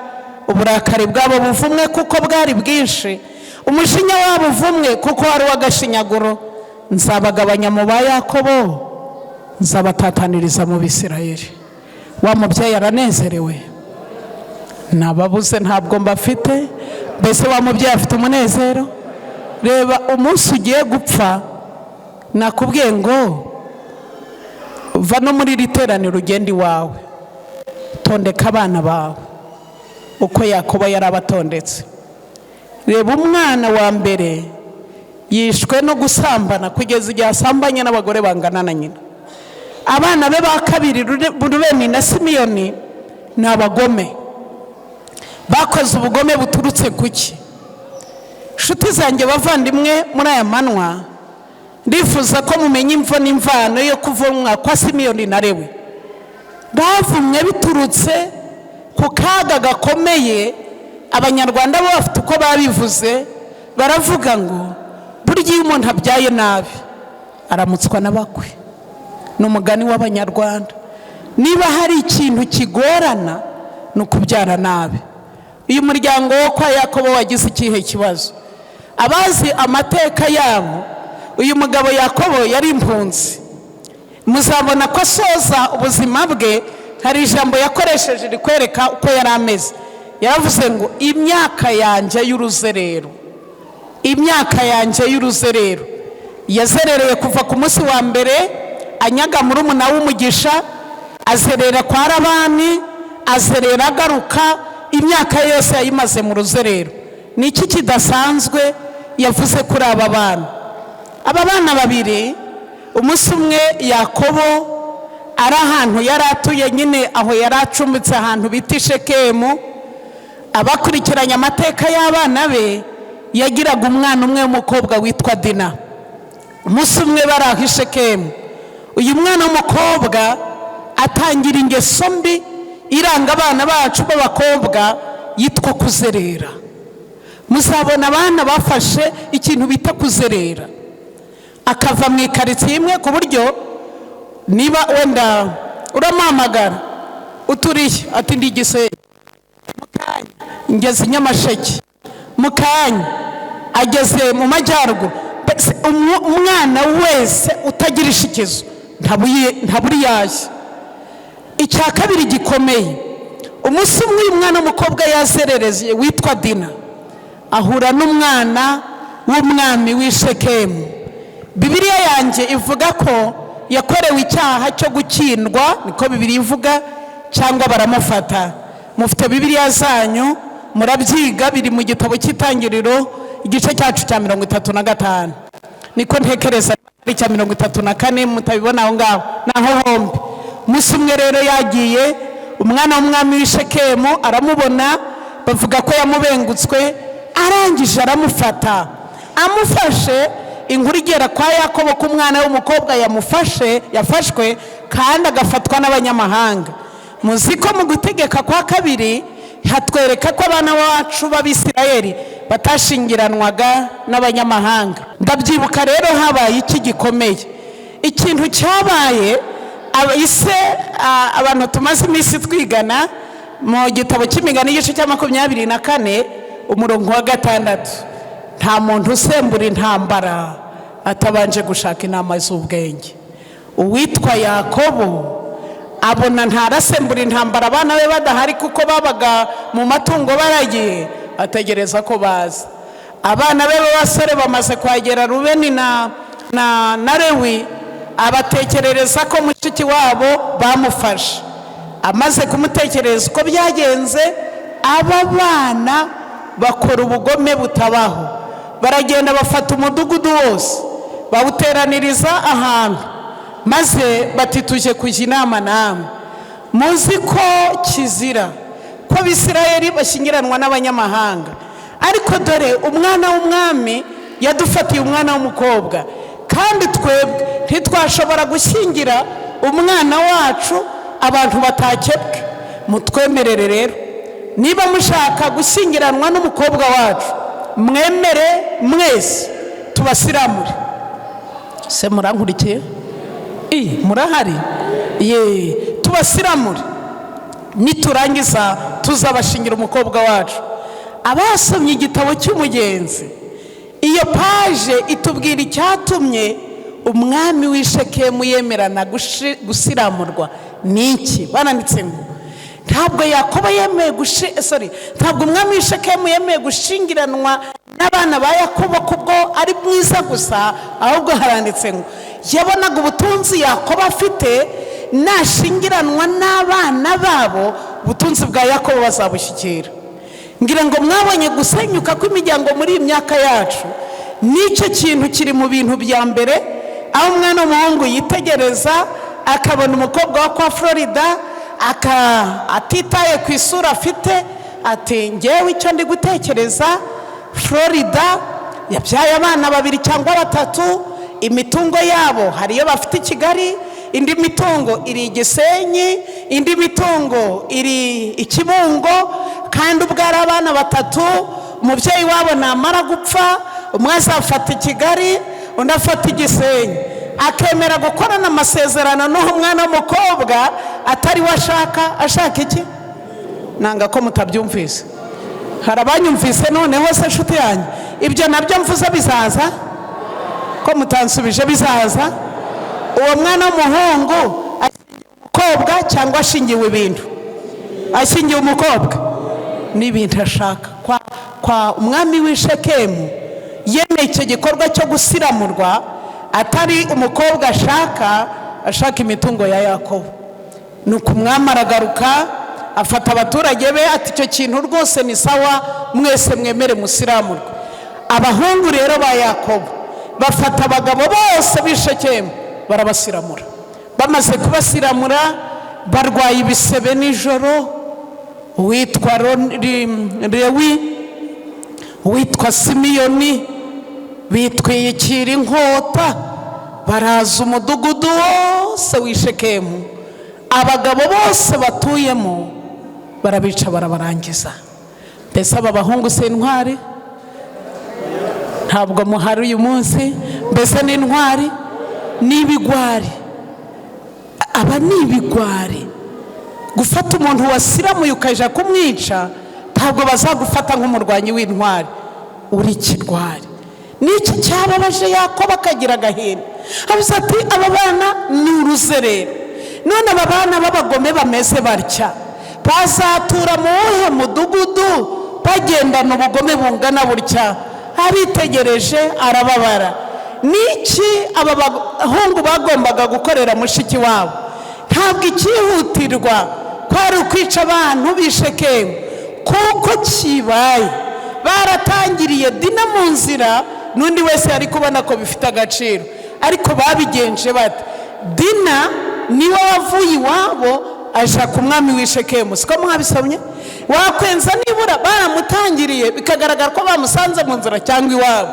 Iyi myaka yacu, abana bacu b'abakobwa ashobora gufata icyemezo agasanga umuhungu muri geto. Si ubwo muransubije? Ajyayo ajyayo neza akishura. Ahubwo niwe musenga musabira abana b'abahungu. Njya nkunda kugira ibiganiro n'abana b'abasore, abatari abana, abasore. Kambwira bati mwigisha, je naba ndi muri kariya kazu mbamo, umwana w'umukobwa akaza kunsura, kandi uzi imyenda baba bambaye, niyo agezemo akabona ntubishyikira atangira gukuramo imyenda yari yambaye, ati ikibazo nkubaza, yapfa kugenda? Naba ndi muzima? Se munyemerere mbabaze, yaba ari muzima? Subiza numva. Siko muri kundingana. Yaba ari muzima? Amunetse akagenda yaba atari muzima? Subiza numve. Ntabwo waba uri muzima, ahubwo nubikora uzaba utari muzima, kuko ni dayimoni yakuziye. Aha aba bana bacu bananirwa gutsinda, nitugera mu ijuru muzabona Yosefu yarahatsinze. Muribuka ko nyirabuje yakuyemo imyenda arangije tukaryamana, ariko Yosefu aramubwira ati reka nkubwire, sinakora icyaha kingana gityo Imana yo mu ijuru igenze ite indeba. Abantu benshi batinya gukora ibyaha kuko abantu babazi cyangwa babareba, ariko muzasome Bibiliya. Iyo utinya gukora icyaha kubera abantu, dore uko Bibiliya bivuga, gutinya abantu kugusha mu mutego. Icyo abantu bakwiriye gutinyira icyaha n'iki? Bagomba gutinya Imana yo mu ijuru, kandi yo ireba ahangana iki hose. Imana idushoboze gusobanukirwa n'urukundo rw'Imana. Niki rero bene Yakobo bari gukora? Ntabwo icyari cyihutirwa ari ukwica abantu b'i Shekemu. Ntabwo icyo bagombaga gukora ni ukugira inama mushiki wabo. Dore inshuti zanjye, bakobwa banjye, kera umuntu w'umuhanzi hari indirimbo yahimbye aha inama abana b'abakobwa. Nta mwana w'umukobwa ukwiriye kumenya amakaritsiye yose. Dore uko yaririmbiye abo bana b'icyo gihe: umwari ukwiye ntiyiyandarika, hora abitse ibanga ry'urukundo, yinyakura mu turimo twose, ntababaza ababyeyi. Mwanze kwikiriza ndabaretse. Urakoze cyane. Urakoze cyane. Rero ngaya amateka mabi y'abana ba Yakobo, kandi ari kubasezeraho agiye gupfa. Nagiye ku murongo wa 8. Yuda, bene so bazagushima, ukuboko kwawe kuzaba ku ijosi ry'abanzi bawe, bene so bazakwikubita imbere. Yuda ni icyana cy'intare, arazamutse mwana wanjye avuye mu muhigo, yunamye abunda nk'intare, kandi ni nk'intare y'ingore, ninde wayivumbura? inkoni y'ubwami ntizava kuri Yuda, inkoni y'ubutware ntizava hagati y'ibirenge bye nyirayo ataraza. Uwo niwe amahanga azumvira, aziritse ishashi ye y'indogobe ku muzabibu, n'icyana cye cy'indogobe akiziritse ku muzabibu uruta ubwiza. Ameshesha imyenda ye vino, imyambaro ye ayimeshesha amaraso y'inzabibu. Amaso ye atukujwe na vino, amenyo ye yejejwe n'amata. Imana yacabwa icyubahiro. Ndashima Imana ko mu muryango wa Yakobo nubwo harimo abapfapfanye, yeretswe ko umwami Yesu azavukira mu muryango we. Izina ry'Imana rihabwa icyubahiro. Nagiye ku murongo wa 13, umwana witwa Zebuloni azatura ku kibaya cy'inyanja, azaba ku kibaya kiriho inkuge, urugabano rwe ruzagera i Sidoni. 14, hari umwana witwa Izakari, n'indogobe y'inyamaboko, aryamye hagati y'ingo z'intama, abona aho kuruhukira ko ari heza, igihugu nicyo kwishimirwa. Yunamishijwe urutugu rwo kwikorera, ahinduka umuretwa, ategekwa n'icyate. Niba hari ikintu kibabaza, ni ukubyara umwana w'umunebwe. Abona aho kuruhukira aho ari heza. Ngira ngo mu Rwanda no ku maradiyo njya numva amateka n'amategeko y'abanebwe. Ntugakore ikintu uyu munsi n'ejo ni umunsi. Ndabona mutabyumva. N'ejo ni umunsi, icyo yararakora none azagikoresha. Uwo mwana wafashe iyo mico y'ubunebwe ni umugaragu w'abandi. Niba hari abantu bagize ibyago, ntabwo turaganira umuryango wose ngo tuwumareyo, ariko wagoye kuruta abandi ku isi, uzasanga rwose uguye kuri shitani, ni ukurongora umugore w'umunebwe. Abagore bagira ibibi byinshi, ariko kugwa ku munebwe bugize ibyago kabiri, ubuhushije intego mu buzima. Uyu rero kuko yahisemo kuba umunebwe, azategekwa n'icyate.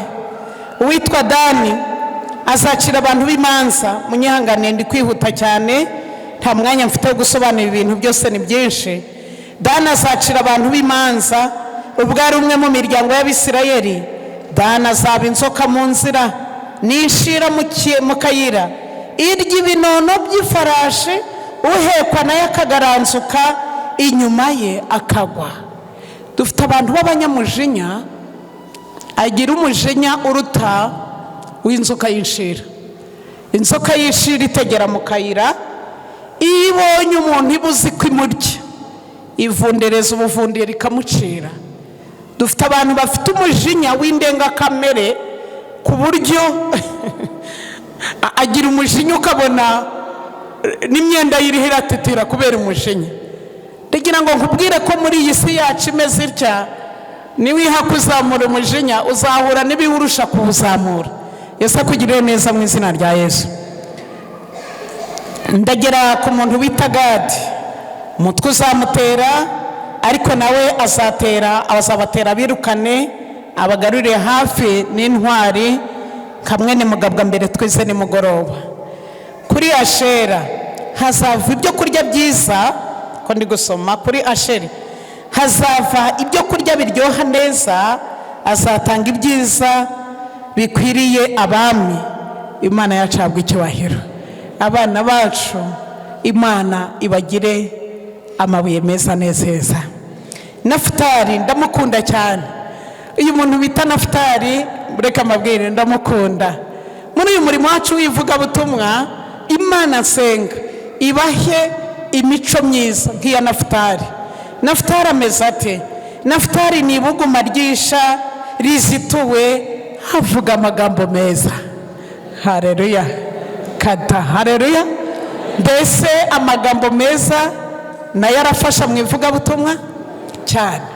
Umuririmbyi waririmbye indirimbo 217 yaririmbye ati, Mana mfasha mvuge neza, pani ndirimbo nziza, bashisha kurangurura ngo byumvikane hose. Areruya.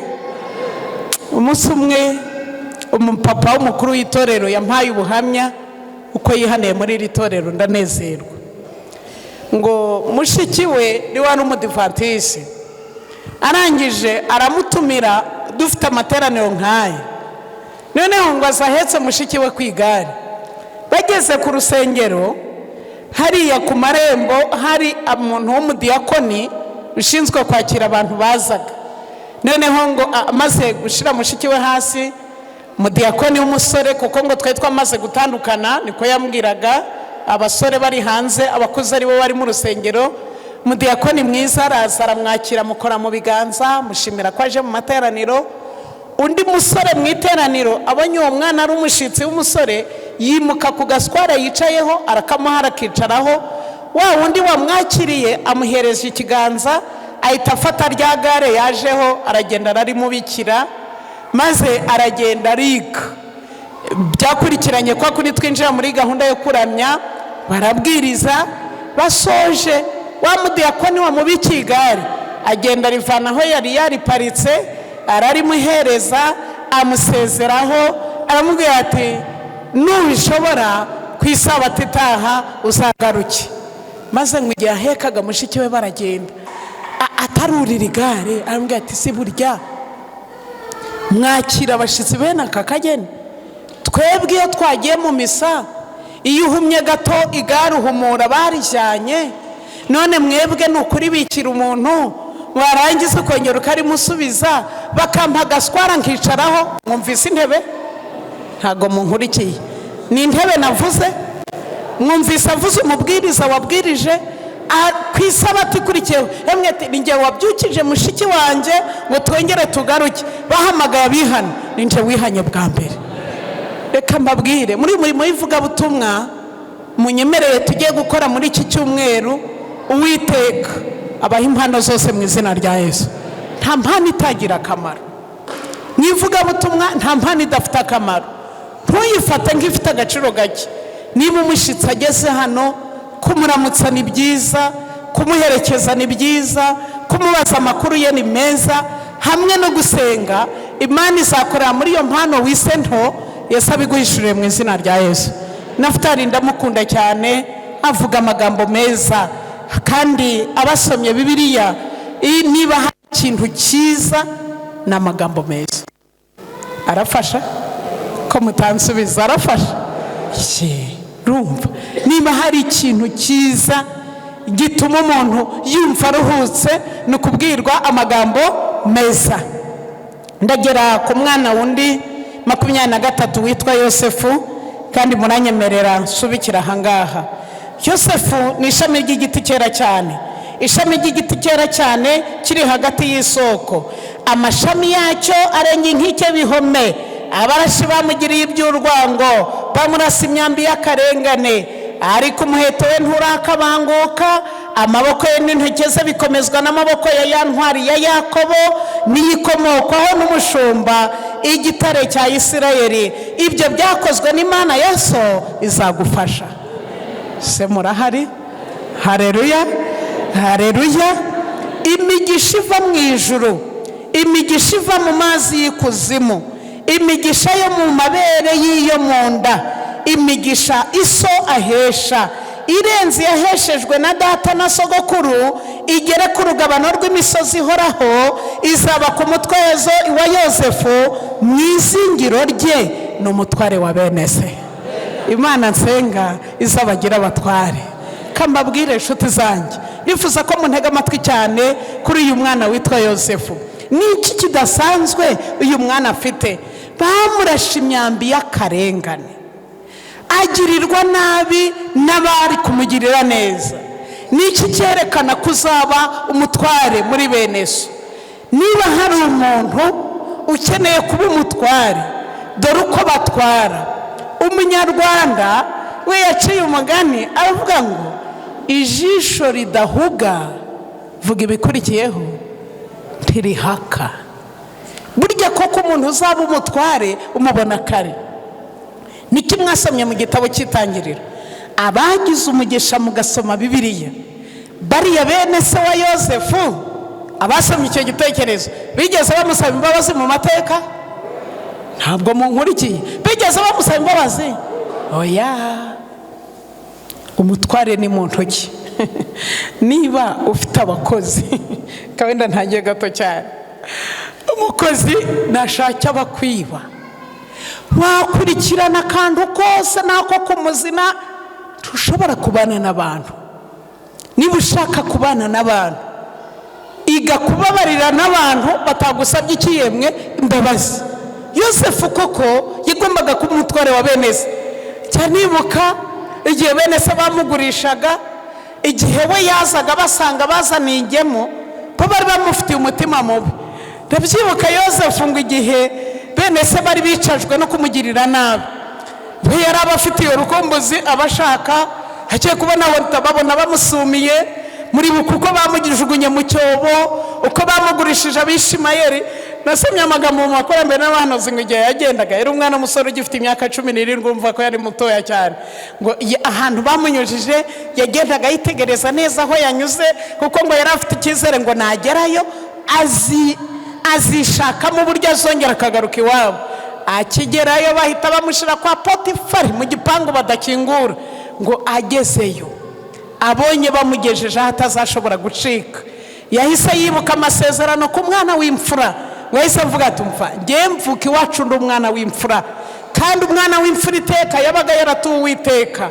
Nubwo data n'abavandimwe ntawe uhari, uko biri kose nzabana n'Imana, kandi kuko ndi umwana w'imfura, icyo Imana yamvuzeho kizasohora mu izina rya Yesu. Yaba guteka, akazi kose bamuhaga yagakoraga anezerewe, kuko Bibiliya irambwira mu Itanga igice cya 39 ngo icyo yakozeho cyose cyabaga kiriho ikiyemwe umugisha. Ndabyibuka rero bene se ni umusange mu Egiputa. Nimusoma ukuntu umuntu uzaba umutwara bari umuhanga, bene se nabarebe bo baramuyoberwa, ariko Yosefu we agenza ate? Arabamenya. Igitekerezo kitubwira ukuntu yabafashe, ukuntu yababazaga amateka ya se, ukuntu ari umuhanga akagaburira Benjamini yamutumye akabaha byinshi kugira ngo arebe ko rya shari bafite ryari ririmo sanga ryabavuyemo. Muri bukuko yatumye kuri se, ariko ikintu nashakaga kubabwira ni ubugira nabi bwa bene se, kugeza ku munsi Yosefu Yakobo apfa.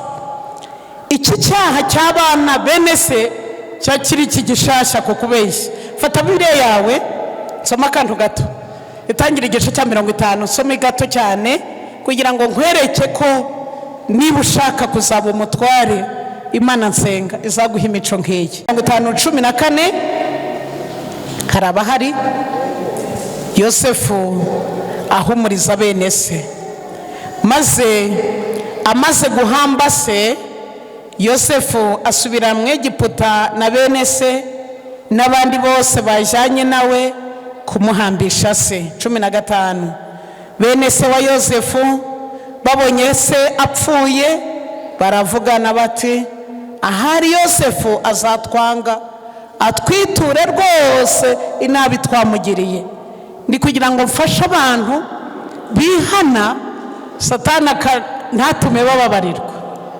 Icyaha kitihanwe kiragaruka, nubwo weho wasaza cyo kizahora ari igisore. Imana nsenga iduhe kwihana. So maze ku murongo wa 16 batuma kuri Yosefu bati, iso atarapfa.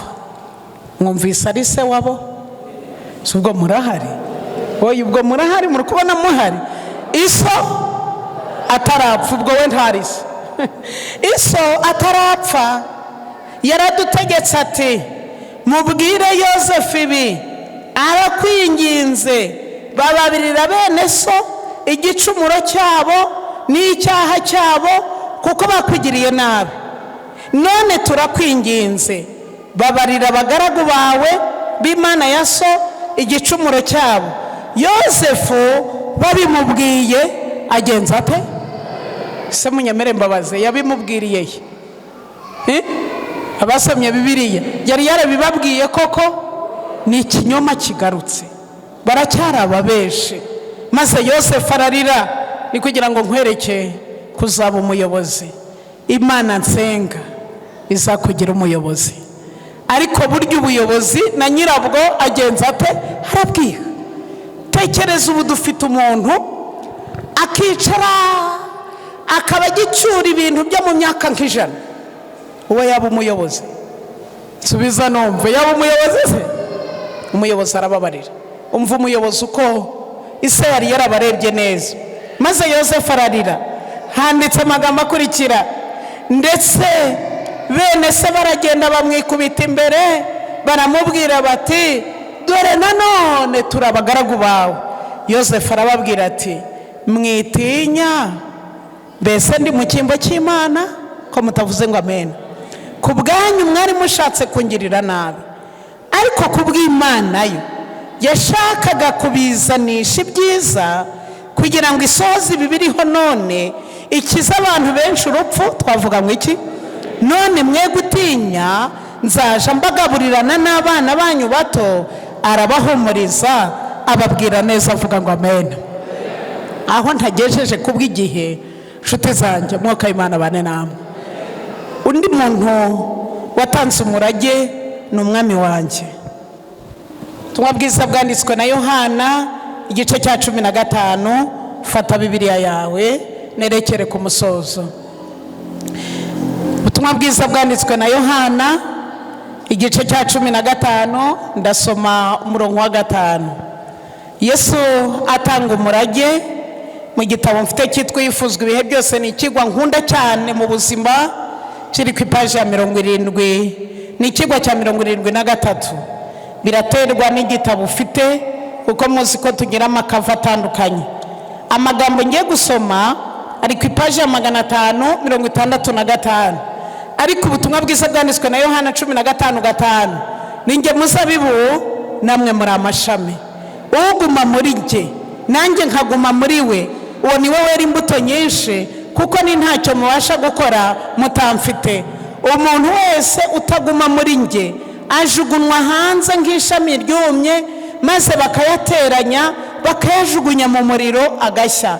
Nimuguma muri njye, amagambo yanjye akaguma muri mwe, musabe icyo mushaka cyose muzagihabwa. Haleluya. Ni magambo ki y'umurage mwiza Yesu yasigiye abigishwa be. Kristo yabwiye abigishwa bati ndi umuzabibu namwe muri amashami. Nubwo yari hafi kubakurwamo, umurunga wari ubahuje mu bya mwuka washaka kugumaho. Yababwiye yuko isano iri hagati y'umuzabibu n'amashami yawo igaragaza neza isano bakwiriye kugirana nawe. Ishami iyo ritewe ku muzabibu rifatana nawe. Haleluya. Haleluya. Ibigize iryo shami byose bigahuza n'umuzabibu, maze rigahinduka naryo igihimba kigize uwo muzabibu. Ubuzima uwo muzabibu ufite ni nabwo ubuzima iryo shami rigira.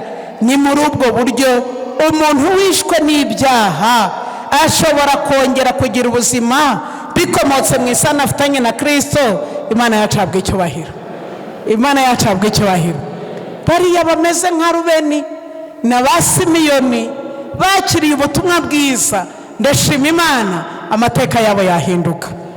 Amagambo akomeye. Umunyabyaha mu mbaraga nke afite yifatanya n'ububasha bukomeye bwa Kristo. Umutima uri mu busa ugahuzwa na Kristo. Gucika intege kwe kugafatanya no kwihanganira byose kwa Kristo. Agira umutima ari muri Kristo Yesu. Ubumuntu bwa Kristo bugasimbura ubumuntu bwacu, kandi ubumuntu bwacu bukegukirwa ubumana. Bityo rero binyuze muri Mwuka Wera, umuntu ahabwa kuri kamere y'ubumana, yemerwa nk'umwana ukundwa binyuze muri Kristo. Imana yacabwa icyubahiro. Ndashima Imana ko amateka yawe yahinduka. Nubwo ibintu byose byabaye nabi, kubwo kubana n'Imana mu izina rya Yesu, amateka ashobora guhinduka. Iyo dutangiye isano na Kristo, tugomba kuyikomeza. Kristo yaravuze ati umva, nimugume muri jye nanjye ngume muri mwe, nk'uko ishami ridashobora kwera imbuto keretse rigumye ku muzabibu, namwe niko mudashobora kwera imbuto keretse mugumye muri njye. Iyi ntabwo ari isano y'urwiyererutso kandi si isano y'akanya gato, ahubwo ishami rihinduka igice kigize umuzabibu. Kandi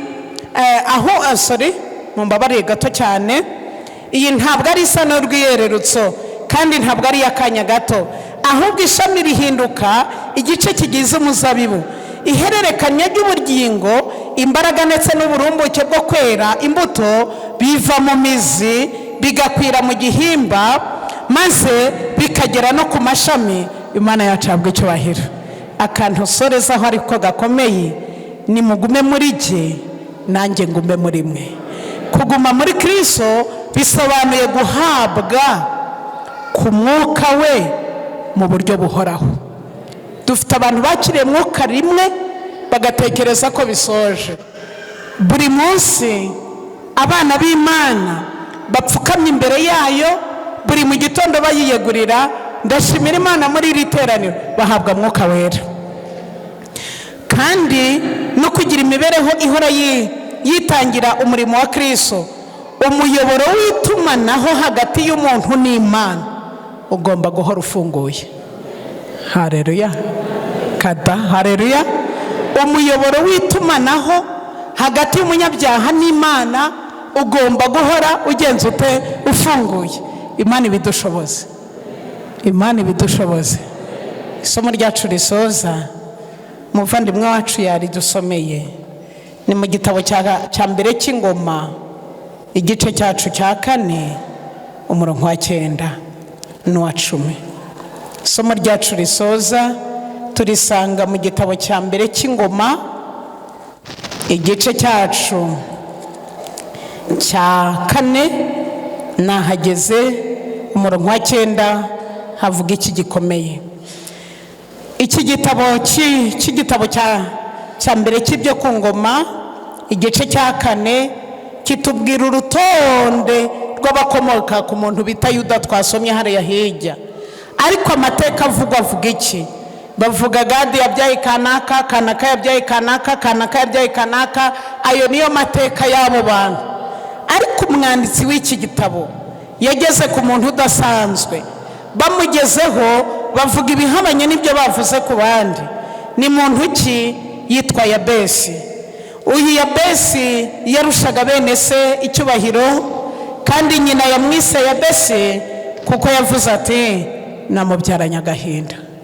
Mu kindi kinyarwanda uyu mwana tuvuze irindi zina rye ni Byago, ni Nyiragahinda. Mbese nicyo cyatumye bamwita iryo zina rimeze rityo.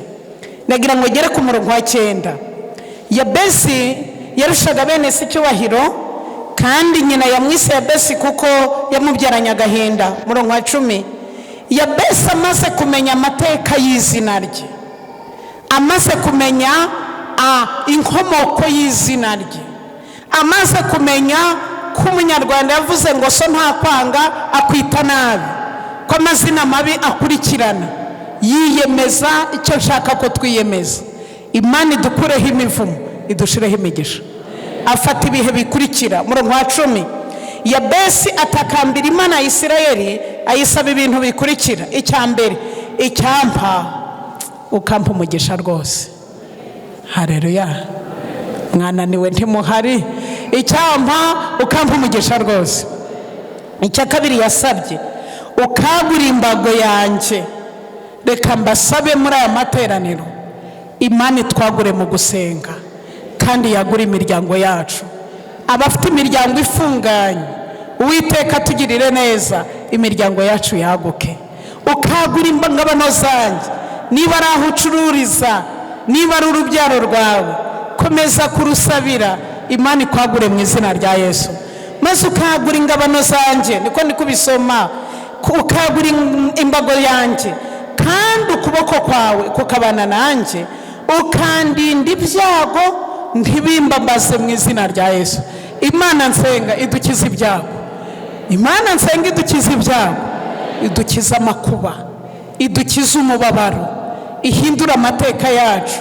Munyezaburi, Zaburi ya 90 sinjya nsoza ntageze muri Zaburi umurongo wa 15 yarasenze ati Mana utwishimishe iby'iminsi ingana n'igihe twababaye, kandi imirimo y'amaboko yacu ihirwe nawe mu izina rya Yesu. Niki yasabye ukandinda ibyago ntibimbabaze, nuko Imana imuha ibyo yasabye. Imana yacabwa icyubahiro, Imana yacabwa icyubahiro. Aho ntagejeje mwuka Imana bane namwe, mwuka Imana bane namwe. Bashimiye akanya mwampaye. Mwuka w'Imana aduhindura amateka, amazina yacu mabi Yesu ayahindure, uko mukugirirwa neza kw'Imana Yesu ahindura amateka yawe akaguha izina rishya, ukitwa umuneshi. Ibyagutsindaga binyuze mu isano ugirana na Kristo ukaba intwari, ukabitsinda mu izina rya Yesu. Abasomye igitabo cy'Uwifuzwa ibihe byose witwa Petero yigeze agira intege nke, yihakana umwami we, maze nyuma yo gupfa kwa Yesu no kuzuka kwe no guhabwa imbaraga y'Umwuka wera, ngo bongeye kumutubiza muri rwa rukiko hahandi yahagaze yihakana umwami we. Ariko uwo munsi basanga umwuka Imana yamuhinduye amateka, maze abwira abamwisha batumva, ntabwo nihakana umwami wanjye, nubwo ubugira gatatu namwihakanye, ubuho Yesu yampindura amateka, singomba kumwihakana, ahubwo mbagira inama, ntimumbambe nk'umwami wanjye, mumbambe muncuritse. Abari biteze ko hatsindirwa, Yesu amuha gutsinda. Nawe watsinzwe kenshi, ariko uyu munsi niwemera komatana n'Imana izakugira umuneshi mu izina rya Yesu. Mugire isabato nziza. Mfite umugambi mwiza wo gusenga muvuga muti nanjye Imana impindura amateka, nzakira umurage mwiza. Hari urisenga agahagarara? Mwe muranyemerera muhagarare, ntabwo ari ugupfa guhagarara. Nyabona mikoro yanje muyigire neza. Mungu wanjye nawe uri mu biyongeye kuri aba. Imana igumugisha mwana,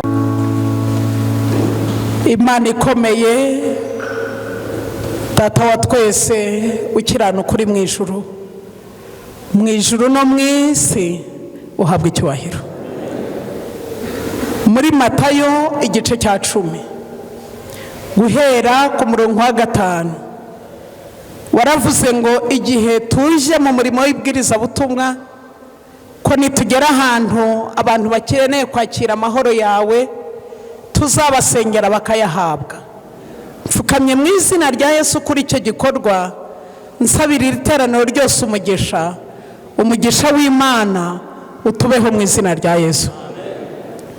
Wongeye gusezerana kubabwirizabutumwa ko igihe tuje mu murimo waduhaye ububasha bwo kubwira abantu inzira yo kwihana no kwakira Yesu nk'umwami n'umukiza, kandi turagushimira ko uwo mwanya uduhaye, ijambo ryawe rikaba biribumbuwe, rikaba rizanye imitima ingana itya kuri Kristo. Aba bana dupfukamanya aha bifuje guhindurirwa amateka.